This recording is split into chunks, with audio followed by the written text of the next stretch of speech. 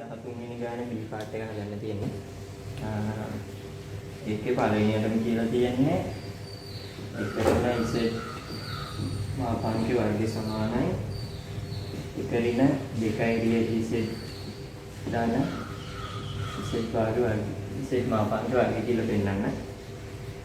එතකොට අපිට මේක කියදෙනදී එකරින Z අතාවක් එකරින Z මුලකේ භාගය විදිහට අපිට මේක වෙනවා එකරින Z වතාවක් එකරින Z ගේ භාගය විදිහට මෙතන Z සමානයි x ධන yයි z භාග සමානයි x ඍණ yයි වෙනවා. z මේක නම් මේක z භාගයක මේක. එතකොට it ඉස්සරහා තියෙන එක තමයි ඍණ වෙන්නේ. ඒකින්ද මෙතන මෙහෙමමයි ඍණමයි. එතන වෙනස් වෙන්නේ නැහැ. ඊට පස්සේ අපිට මේක ලියලා එකරින z ඍණ z භාග ධන z භාග විදිහට ඍණක් එළියට ගත්තාම z ධන z භාග ධන මේක අපිට ලියන්නේ z ගේ මාපාංක වර්ගය විදිහට. මේක ලියන්නේ දෙකයි රියල් z ධන z ගේ මාපාංක වර්ගය විදිහට මේක එන්නේ z සමානයි x ධන y විදිහට ගත්තොත් z භාග සමානයි x ඍණ y වෙනවා. මේක එකතු කරාම z ධන z භාග සමානයි 2x කියන්නේ 2 රියල් z. ඒකට මේක එතමයි එන්නේ.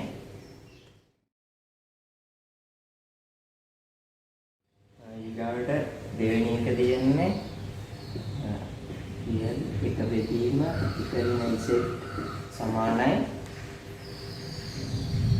එකරින රියල් z බෙදීම එකරින z ගේ මාපාංක වර්ගය කියලා දෙන්නන්න. අපි මේක w කියලා ගත්තොත් w සමානයි එක බෙදීම එකරින z. මේකේ මේ z ගේ අතාර්ථික පදයක් කියන හින්දා මේක නැති කරගන්න ඕනේ. ඒකට w දෙයට මේකේ භාගයෙන් ගුණ කරාම මේක නැති වෙන මාපාංක වර්ගයේ කියලා. ඉතින් එකරින z ගේ ආයත වතාවක් මේක යනවා එකරින z වතාවක් එකරින z ගේ භාගයට මේක අපිට ඊට පස්සේ එකරින z භාගයේ ඊටදී දෙදීම එකරින z ගේ මාපාංක වර්ගය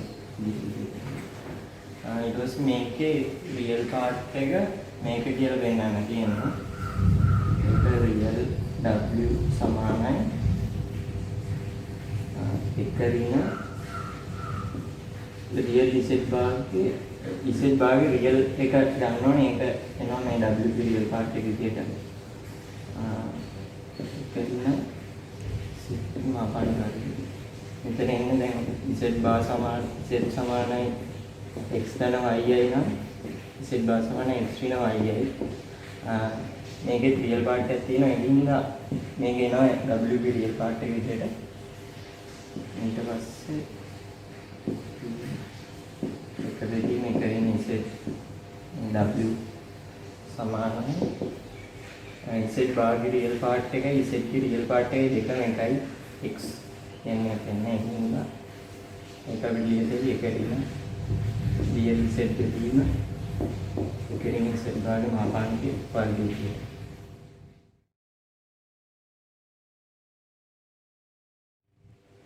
ඊගාවට අපිට දීලා තියෙනවා එක බෙදීම එකරින z සමානයි භාගයයි කියලා. අපි කලින් පෙන්නුවා එකරින මේක මෙන්න මාපාංක z සමානයි 1 කියලා පෙන්වන්න තියෙන්නේ. අපි මේක කලින් හෙව්වා මේ එකරින රියල් z එකේ තියෙන එකරින z ගේ මාපාංක වර්ගය කියලා. මේක භාගය සමානයි. ඊට පස්සේ එකරින රියල් z බෙදීම අපි පළවෙනි කොටසේ මේක හෙව්වා එකරින 2 රියල් z ධන මාපාංක z වර්ගය කියලා. මේක භාගයට සමානයි. හරස් ගුණ කරාම 2 වතාවක් එකරින real z සමානයි එක ඍණ 2යි real z ධන සිද්ධි මාපාංක වර්ගය. ඊට පස්සේ මේ ගුණනම 2 ඍණ 2යි real z සමානයි එක ඍණ 2යි real z ධන z මාපාංක වර්ගය. ඍණ 2යි real z ඍණ 2යි real z කැපෙනවා. එතකොට අපිට එනවා මාපාංක වර්ගය සමානයි මේක මේ පැත්තට ආවම 2 ඍණ 1යි. මේක z අසමානයි 1 වෙන්න ඕන නැත්නම් එතන මේ බිඳුව වෙනවා. එතන මේක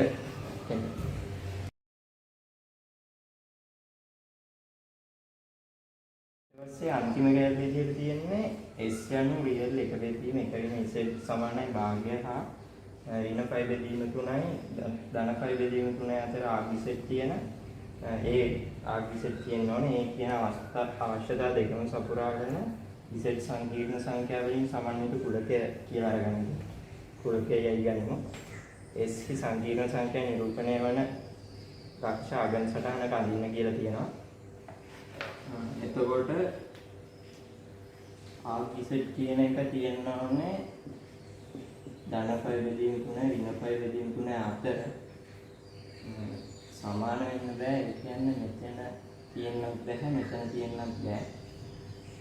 ඊට පස්සේ රියල් එක බෙදීම එක ඍණ z සමානයි භාගය කියලා දීලා තියෙනවා. ඒ දීලා තියෙන හින්දා අපිට z මාපාංග සමානයි 1 වෙන්න ඕනේ. කියන්නේ මෙතන 1යි.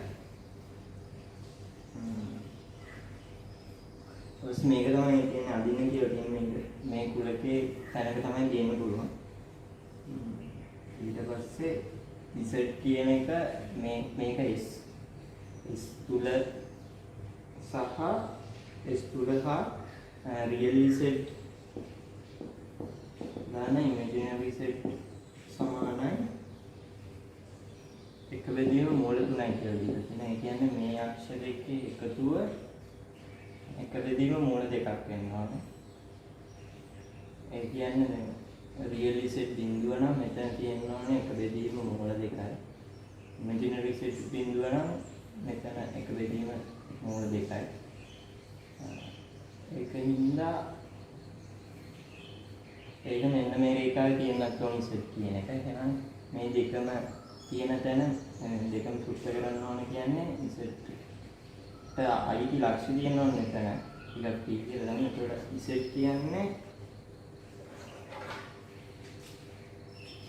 කියන්නේ මේකට. අපිට දැන් z මේගොල්ලෝ කියලා දෙන විදිහට ලියන්න නම් මේ මෙතන θ කියන කෝණය හොයාගන්න ඕනේ.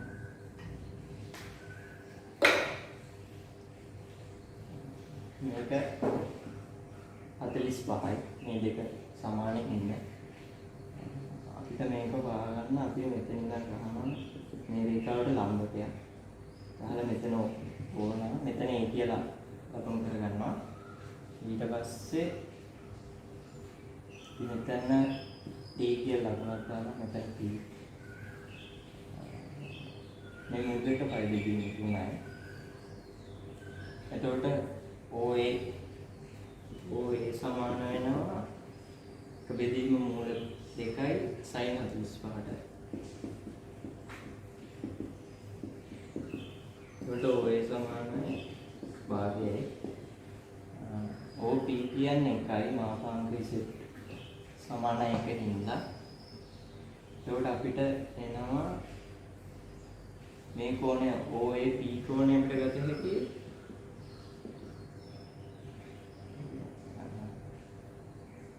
මේ OP के cos OAP සමානයි මේක භාගයයි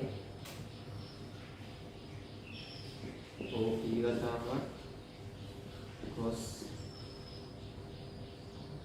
AOP සමානයි මෙතන OA කියන්නේ භාගයයි. එතකොට OP කියන්නේ 1යි cos AOP සමානයි භාගයේ කියන්නේ. ඒකට AOP සමානයි 5 බෙදීම 3 වෙනවා.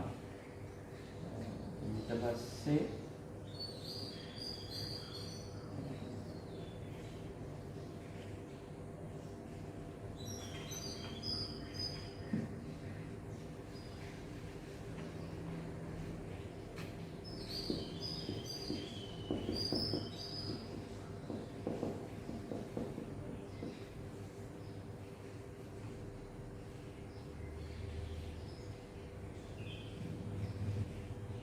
අපිට AOT කියන එක හොයාගන්න ඕනේ. AOT මෙතන මේ ලම්බකයක් OT කියන එක එක බෙදීම මූල දෙකයි මෙතන. ඉමේජිනරි සෙට් බින්දුව ඒක රියල් සෙට් සමාන එක බෙදීම මූල දෙකයි කියන්නේ. මෙතන එක බෙදීම මූල දෙකයි. එක බෙදීම මූල තුනයි. එක බෙදීම මූල දෙකයි. cos AOT සමාන වෙනවා ඒකත් භාගයට සමාන වෙන්නේ මේ ත්‍රිකෝණය OAP ත්‍රිකෝණය මේක අපි ගන්නේ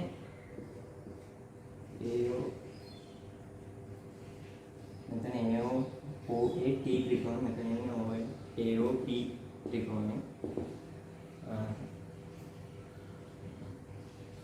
මේකෙන් එනවා සමානයි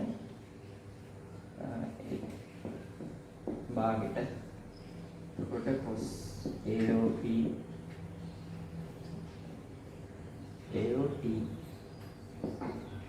මේ කොන සමාන වෙන එක බෙදීම මූල දෙකට. ඒකට AOT කොනේ සමානයි 5 බෙදීම 4යි. ඊට පස්සේ අපිට මෙතන ඊට සමානයි AOP ඍණ AOP කියන්නේ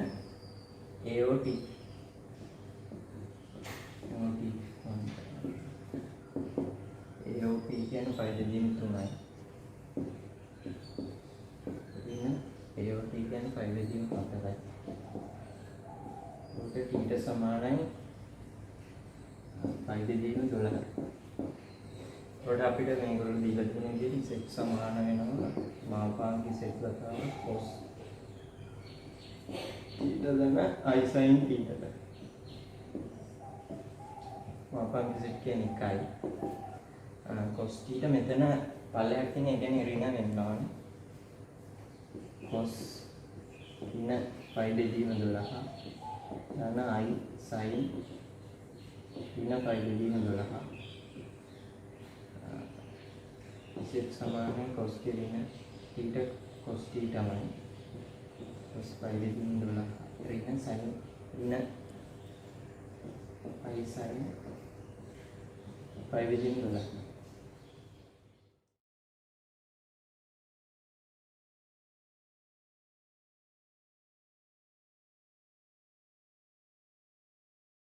ඒක අන්තිම කැලේ හදන තාවෙදියක් තියෙනවා. ඒගොල්ලෝ ඒක දීලා තියෙනවා.